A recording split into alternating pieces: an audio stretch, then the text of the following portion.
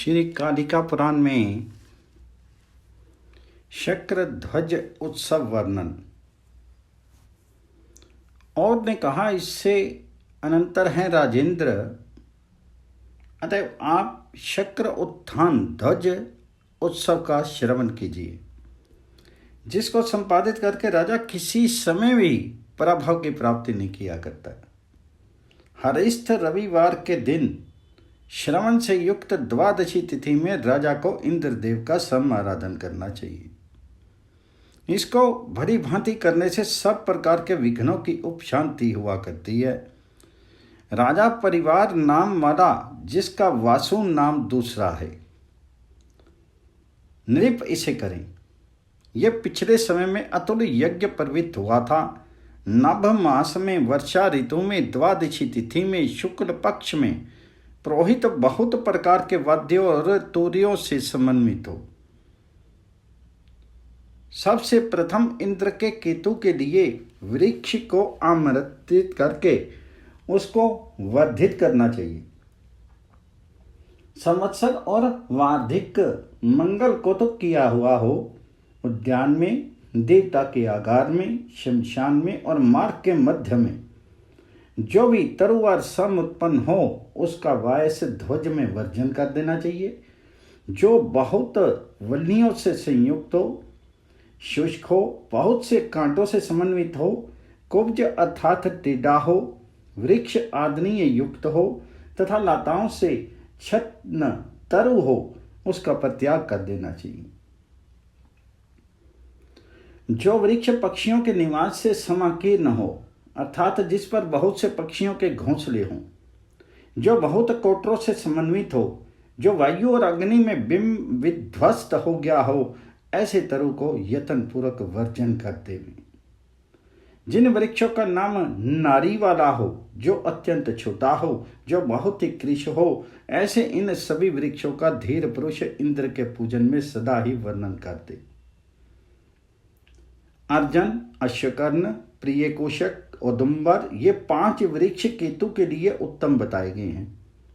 और अन्य देवदारू आदि तथा शाल आदि वृक्ष जो भी प्रशस्त हैं उनका परिग्रहण करना चाहिए, और जो अप्रशस्त हैं उनका कभी भी ग्रहण नहीं करें। वृक्ष को पकड़ करके रात्रि में स्पर्श करके इस निम्न कथित मंत्र का पाठ करना चाहिए। जो प्राणी वृक्षों पर हैं उनके लिए कल्याण हो, और आपको नमस्कार है। राजा आपका वरण करता है, हे निरुपतम, कल्याण हो। देवराज इंद्र की ध्वजा के लिए इस पूजा का परिग्रहण करिए। इसके अनंतर दूसरे दिन में उसका छेदन करके फिर 8 अंगल मूल का ग्रहण करें तथा आगे की ओर से 4 अंगल का छेदन करके उसे जल प्रक्षिप्त कर देवें। फिर पूर्व के द्वार पर ले जा करके वहां पर केतु का निर्माण करके भाद्रपद मास में शुक्ल पक्ष की अष्टमी तिथि में केतु का वेदी प्रवेश करना चाहिए। 22 हाथ के मान वाला केतु अधम कहा जाता है। 32 हाथ के मान वाला उससे ज्येष्ठ होता है। 42 हाथ के मान वाला भी होता है। इससे भी अधिक 52 हाथ के मान वाला होता है। उत्तम कहा गया है, हे नृप श्रेष्ठ, इंद्र की 5 कुमारियां करनी चाहिए। वे सब शालमयी हों और दूसरी शक्र मात्रकाएं होनी चाहिए। केतु के सेतुपाद के परमान वाला तथा मंत्री के 2 हाथ करें। इस रीति से कुमारियों की रचना करके और मात्रका तथा केतु को करके एकादशी तिथि में शुक्ल पक्ष में उस यष्टि की अधिवासित ना करें। फिर यष्टि का अधिवास करें तो जो गंध द्वारा आदि मंत्रों के द्वारा किया जाना चाहिए। भगवान अच्युत का अर्चन करके पीछे शक्र देव का पूजन करना चाहिए। इंद्रदेव की प्रतिमा का निर्माण के स्वर्ण द्वारा अथवा काष्ठ के द्वारा करना चाहिए। अन्य किसी उत्तम धातु के द्वारा निर्माण करावें अथवा सब के अभाव में मृत्तिका से परिपूर्ण करें। उस प्रतिमा को मंडल के मध्य में स्थापित करके विशेष रूप से अर्चन करें। इसके अनंतर किसी परम शुभ मुहूर्त में राजा केतु को उत्थापित करें। हे पुरंदर, आप हाथ में वज्र धारण किए हुए हैं। आप असुरों के हनन करने वाले हैं। आपके बहुत नेत्र हैं। समस्त लोगों के कल्याण करने वज्र के लिए ये पूजा ग्रहण कीजिए। हे अमरों के स्वामिन, आप सबके धारण करने वाले हैं और सभी देवगणों के द्वारा अभिषिक्त हैं। आप यहाँ पर आगमन कीजिए, यहाँ पर दर्पण करिए। आप श्रवण के आद्य पाद में सम उत्थित हुए हैं। आप इस पूजा का ग्रहण कीजिए। हे राजन, आपकी सेवा में नमस्कार समर्पित है। इस रीति से उत्तम तंत्रों में वर्णित दहन और पावन के आदि के द्वारा इस मंत्र से तथा तंत्र से तथा अनेक नैवेद्यों के निवेदनों से, अपूपों से, पायस से, पान, गुड़ और अनेक तरह के भक्ष्यों से, भोज्यों से श्री की विशेष वृद्धि के लिए पूजा करनी चाहिए। घाट दिक्पालों को और ग्रहों का अर्चन करें। अनुक्रम से साध्य आदि समस्त देवों का और सब मातृकाओं का पूजन करना चाहिए। इसके अनंतर किसी शुभ मुहूर्त में वर्धकी से समन्वित ज्ञानी यज्ञ वेदी के पश्चिम में केतुस्थापन की भूमि में विप्रो और पुरोहितों के साथ राजा गमन करे।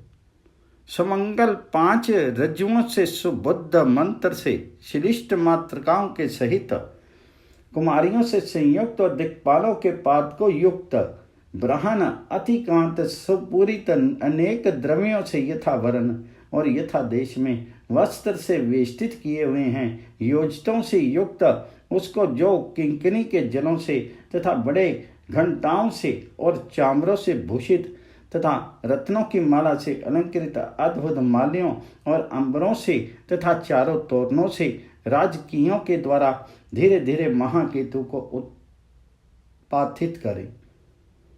मंडल में पूजित उस महाकेतु को उठा करके इंद्रदेव का चिंतन करते हुए उस प्रतिमा को केतु के मूल में ले जावें। वहां पर पूर्व की ही भांति उसका यजन करें तथा शची, मातरी, उसके पुत्र जयंत और ऐरावत का भी अर्चन करना चाहिए। ग्रहों, दिक्पालों, सर्पों, गण देवों, अश्वों, वल्लियों के द्वारा और पायस आदि से पूजन करना चाहिए। अर्चन किए हुए देवों का निरंतर होम का समाचरण करे। होम के अंत में बलि देवे जो महात्मा वासव के लिए देनी चाहिए। हे नरोत्तम, तिल, घृत, अक्षत, पुष्प, दूर्वा इनके द्वारा अपने अपने मंत्रों से देवों का हवन करना चाहिए। इसके उपरांत होम के अंत में ब्राह्मण को भोजन करावें। इस रीति से 7 रात्रि पर्यंत दिन दिन में नित्य भली भांति अर्चन करना चाहिए। देवों और वेदांग शास्त्रों के पारगामी विद्वान ब्राह्मणों के सहित राजा सर्वत्र इंद्र की पूजा में कीर्तित किया गया है। त्राताराम यह मंत्र इंद्र का परम प्रिय है। इसका प्रकार करके दिवा के भाग में शक्र का उत्थापन करें। श्रवण नक्षत्र से युक्त द्वादशी तिथि में राजा को स्वयं भरने के अंतिम चरण में रात्रि में शर्क का विसर्जन करना चाहिए। हे नृप शार्दूल, इस कारण से नृप शक्र का विसर्जन का यह मंत्र कहा गया। सुर असुर गणों के साथ पुरंदर क्रतु इस उपहार को ग्रहण कर हे महेंद्र ध्वज गमन कीजिए। सूतक के उत्पन्न होने पर भौम अथवा शनिवार में भूकंप आदि उत्पात के हो जाने पर वासव का विसर्जन नहीं करना चाहिए। उत्पात होने पर तथा उपल्लव के दर्शन होने पर 7 रात्रि को व्यतीत करके तथा शनिवार और भौमवार को छोड़ करके अन्य नक्षत्र में भी विसर्जन कर देना चाहिए। सूतक के संप्राप्त हो जाने पर सूतक के अंत में जिस किसी भी दिन में विसर्जन कर दें। राजा के द्वारा उसी भांति क्रतु की रक्षा करनी चाहिए, जिससे हे नृप शार्दूल क्रतु पर शकुन पतन ना करे जब तक उसका विसर्जन ना हो। जिस प्रकार से आदि में उत्थापन हो धीरे धीरे पातन करना चाहिए। क्रतु के भग्न होने पर मृत्यु की प्राप्ति होती है। हे नृप, अलंकारों के सहित विसर्जन किए हुए शक्र केतु को रात्रि में अगाध जल में निम्न वर्णित मंत्र के द्वारा प्रक्षिप्त कर दे। हे महाभागकेतु, आप विघ्नों के विनाश करने वाले हैं। समस्त लोगों के भव के लिए आप जब तक संवत्सर हो जल में स्थित रहे। समस्त लोगों के आगे सूर्य की ध्वनि के साथ उत्पादन करें और एकांत में केतु का विसर्जन करना चाहिए। यही पूजन में विशेषता है। इस रीति से महात्मा वासव की जो पूजा किया करता है वह बहुत समय तक पृथ्वी का उपयोग करके अंत में वासव इंद्र के लोक की प्राप्ति किया करता है। उसके राज्य में कभी दुर्भिक्ष नहीं हुआ करता है और कहीं पर भी व्याधियां तथा आधियां नहीं होती हैं तथा मनुष्यों की अकाल में कभी मृत्यु भी नहीं हुआ करती।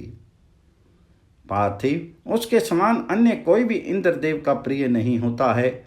उसकी पूजा सब की पूजा है। भगवान केशव आदि वहाँ पर ही सब विराजमान रहा करते हैं। समस्त कलुषों का अपहरण करने वाले, व्याधि और दुर्भिक्ष का नाशक, सकल भवों का विशेष, सब प्रकार के सौभाग्य का संपादन करने वाला, शक्र केतु का सुरपति के ग्रह की वाणियों से वाचन प्रिय शरत काल में अनेकों उपचारों के द्वारा श्री वृद्धि के लिए पूजन करना चाहिए।